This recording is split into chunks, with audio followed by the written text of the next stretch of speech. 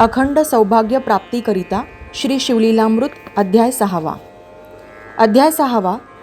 सीमंतिनीची कथा. कथासार. सूत म्हणाले, सज्जन हो, पूर्वी आर्यावर्तातील चित्रवर्मा राजाला सीमंतिनी नावाची एकुलती एक कन्या होती. जन्मपत्रिकेनुसार ती दीर्घकाळ राजसौख्य भोगणार होती, पण तीच पत्रिका तिला 14व्या वर्षी वैधव्य येणार असल्याचेही सांगत होती.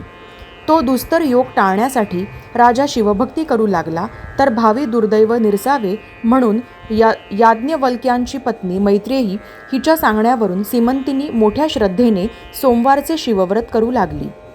ती उपवर झाली तेव्हा चित्रवर्म्याने नैषद देशाच्या इंद्रसेन राजाचा मुलगा चित्रांगद याच्याशी तिचा थाटात विवाह लावून दिला.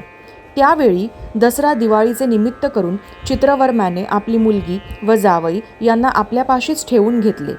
त्यांची हौसमौस पुरवली. एकदा चित्रांगद यमुनेत नौकाविहार करीत असताना नौका बुडून तो त्या अथांग जलाशयात दिसेनासा झाला. या दुःखद घटनेने सीमंतिनीवर जणू आभाळच कोसळले. त्या परिस्थितीचा फायदा घेऊन शत्रूंनी नैषद देशावर चढाई करून इंद्रसेनाचे राज्य बळकावले व त्याला कैदेत टाकले. याप्रमाणे चहूकडून दुर्दैव आडवे आले, तरीही सीमंतिनीने आपले सोमवारचे शिवव्रत चालूच ठेवले. इकडे चित्रांगद नदीत बुडाला तेव्हा तेथे क्रीडा करण्यास आलेल्या नागकन्यांनी त्याला पाताळात नेले. तेथील राजा तक्षक याने त्याची विचारपूस करून त्याला काही दिवस आपल्यापाशीच ठेवून घेतले.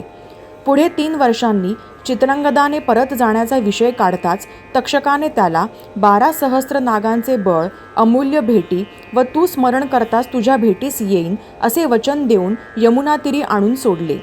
त्यावेळी सीमंतिनीही स्नानासाठी आली होती.